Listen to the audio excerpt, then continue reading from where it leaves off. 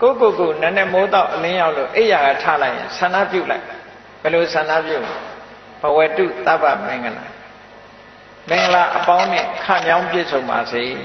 ကောင်းမြတ်တဲ့မင်္ဂလာတွေကျွန်တော်တဏ္ဍာမှာဖြစ်ပါစေအများတ attva တွေမှာလည်းပဲဖြစ်ပါစေဘလောက်ကောင်းတဲ့ဆန္ဒလားနော်သူများကိုနှိပ်စက်ဖို့ပါရလားဒီထဲမှာအလွန်မမြတ်တဲ့စိတ်ဓာတ်လို့ခေါ်တယ်နော်မင်္ဂလာနဲ့ပြည့်စုံပါစေရခန္တုသဗ္ဗဒေဝတာနတ်တွေကအလုံးကိုစောင့်ရှောက်ပါစေဒါလည်းကောင်းတဲ့ဆန္ဒပဲသူစောင့်တာမစောင့်တာကိုယ်နဲ့မဆိုင်ဘူးကိုကစောင့်ပါစေလို့ဒီလိုပြောတာဟုတ်ကဲ့လား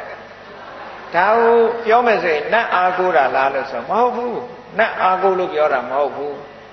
နတ်တွေကလည်းလောကကိုစောင့်ရှောက်တာတွေရှိတယ်ပေါ့အဲ့ဒါလို့စောင့်ရှောက်တာတွေရှိလို့နတ်တွေကအမှတ်တမဲ့မနေဘဲနဲ့စောင့်ရှောက်ကြပါစေနတ်ကသာစောင့်ရှောက်တာလားဆိုတော့လူချင်းရောမစောင့်ရှောက်ဘူးလားစောင့်ရှောက်တယ်လေအိမ်သားမှာလူတွေမှားသွားတာအိမ်ကိုကြည့်လိုက်စမ်းပါလို့ဆိုကြည့်မပေးဘူးလားဆိုင်လေးကြည့်လိုက်စမ်းပါဆိုဒါစောင့်ရှောက်ပေးတယ်လို့ခေါ်တာပဲအကြောင်းကိစ္စရှိလို့ရှင်သတင်းပို့ပေးတယ်ဟောဒါစောင့်ရှောက်တယ်လို့ခေါ်တာပဲအဲ့တော့လူချင်းလည်းမေတ္တာရှိရင်စောင့်မေတ္တာမရှိရင်ဒီတိုင်းကြည့်နေမှာပဲဩနတ်တွေကိုလည်းပဲကိုကမေတ္တာရှိအောင်မေတ္တာပွားပြီးတော့ထားရင်နတ်တွေရဲ့စောင့်ရှောက်မှုရောမခံရဘူးလားဒါကလောကရဲ့သဘာဝပဲနော်ကိုနဲ့ခင်မင်နဲ့မေတ္တာရှိတဲ့ပုဂ္ဂိုလ်ဆိုလို့ရှိရင်ကိုယ်ကိစ္စကိုလာလုပ်ပေးမှာပဲအဲ့တော့နတ်တွေကလည်းကိုကမေတ္တာပို့တယ်အမျှဝေတယ်ဆိုတော့သူတို့ကလည်းကိုယ့်ဘောမှာခင်မင်ကြတယ်ခင်မင်တော့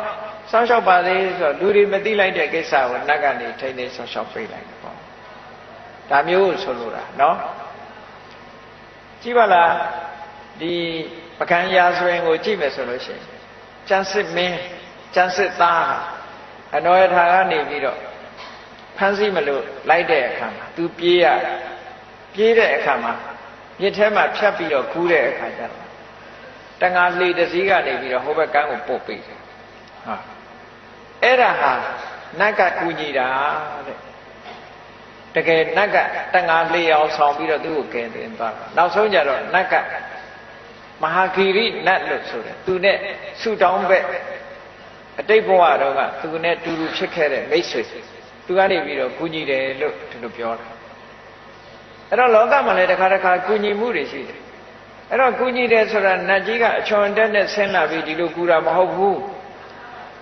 အဲ့ဒါလို့ဆိုရင်လည်းလူကကြောက်ပြီးတော့ပြေးမှာလေနတ်မြင်လူကမကြောက်ဘူးမထင်နဲ့ကြောက်ပြီးပြေးမှာပဲအဲ့ဒါကြောင့်မလို့နတ်မြင်တဲ့အခါကျတော့လူတွေဟာကြောက်လာမှာဆိုတော့နတ်တွေကလည်းလူတွေကိုကူညီတဲ့အခါမှာလူတယောက်ယောင်ပဲဆောင်ပြီးတော့ကူညီတာပါဒီလိုဆိုတာနော်ကိုကနေဘူးထဲမှာရက်ပြီးတော့ကားဆောင်နေတယ်ဘာစကားကမလာနိုင်ဘူးသွားချင်နေတယ်သို့တော့အနန္တဖြတ်သွားတဲ့ကားတစ်စီးကလူကြုံလို့တင်သွားတယ်ဆိုတာတွေရောမကြုံတတ်ဘူးလားအေးနတ်ကမတယ်ဆိုတာတခါတည်းအဲ့ဒါမျိုးလို့ပြောတာနော်ကိုသွားချင်တဲ့ကိစ္စတစ်ခုကိုလို့ချင်တာလေးတစ်ခုဟာတခါတလေရှော့ရှော့ရှူယူနဲ့ကုညီမဲ့လူနဲ့သိသည်ဖြစ်စေမသိသည်ဖြစ်စေကိုကုညီသွားတဲ့လူတွေနဲ့ကြုံတတ်တယ်ကော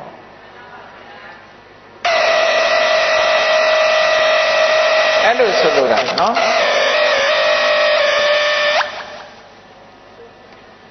အဲ့ဒါကြောင့်မလို့ရခန္တုသဗ္ဗဒေဝတာနတ်တွေကစောင့်ရှောက်ပါစေကူညီပါစေသဗ္ဗဗုဒ္ဓ ानु ဘဝေနသရာတုခိပွန်တုတေဘုရားကိုအာယုံပြုပြီးတော့ရလိုက်တဲ့ကုသိုလ်တွေဟာချမ်းသာဒုက္ခကိုပေးနိုင်တယ်ကုသိုလ်ကမှချမ်းသာဒုက္ခကိုပေးနိုင်တယ်ဒါကြောင့်မို့ဘုရားကိုအာယုံပြုတယ်ဘုရားကိုအာယုံပြုလို့ဖြစ်ပေါ်လာတဲ့ကုသိုလ်စိတ်တွေကိုယ်ရင်နဲ့နှလုံးထဲမှာဖြစ်လာတယ်အဲ့ဒီကုသိုလ်တရားတွေကလူတွေရဲ့တဏ္ဍာမှာချမ်းသာဒုက္ခကိုဖြစ်ပေါ်စေတယ်ဒါကကုသိုလ်ကမှချမ်းသာဒုက္ခကိုဖြစ်စေတယ်ဆိုတာဒါအမှန်ပဲကုသိုလ်ဆိုတာအနဝိဇ္ဇဒုက္ခဝိပါကလက္ခဏာအပြစ်ကင်းပြီးတော့ချမ်းသာဒုက္ခကိုဖြစ်စေတတ်တယ်ကုသိုလ်အဲ့ဒါကြောင့်မလို့ကုသိုလ်ကောင်းမှုဆိုတာတော့ကြဘုရားကိုအာယုံပြုတဲ့အာယုံပြုလိုက်လို့ရလာတဲ့ကုသိုလ်တရားကိုအာယုံပြုလိုက်လို့ရလာတဲ့ကုသိုလ်တန်ခါကိုအာယုံပြုလိုက်လို့ရလာတဲ့ကုသိုလ်အဲ့ဒီကုသိုလ်ရဲ့စွမ်းအားကြောင့်ချမ်းသာကြပါစေဒီလိုဆိုတာအဲ့တော့အဲ့ဒါလို့ ဘုရားတရားတန်ခါမနဲ့မိုးလင်းတဲ့အချိန်လေးမှာဘုရားတရားတန်ခါယရဏသုံးပါးကိုအာရုံပြုလိုက်မယ်ဆိုရင်မင်္ဂလာတွေလည်းဖြစ်လာမယ်နတ်တွေကလည်းကိုယ်ဆောက်ရှောက်လာမယ်ချမ်းသာဒုက္ခဆိုတာလည်းရလာနိုင်တယ်လို့အကြောင်းတရားတွေကိုပြောပြမလို့ရင်တော့မရဘူးပေါ့နော်ကိုယ်တဏ္ဍာမှာကောင်းကျိုးချမ်းသာကိုလိုချင်ရင်ကောင်းကျိုးချမ်းသာရခြင်းရဲ့အကြောင်းကိုလုပ်ရဒါကတော့သဘာဝပဲလေဒါကတော့သဘာဝမလုပ်လို့ကတော့ဘာမှမရဘူးဆိုတာသိချတာဟော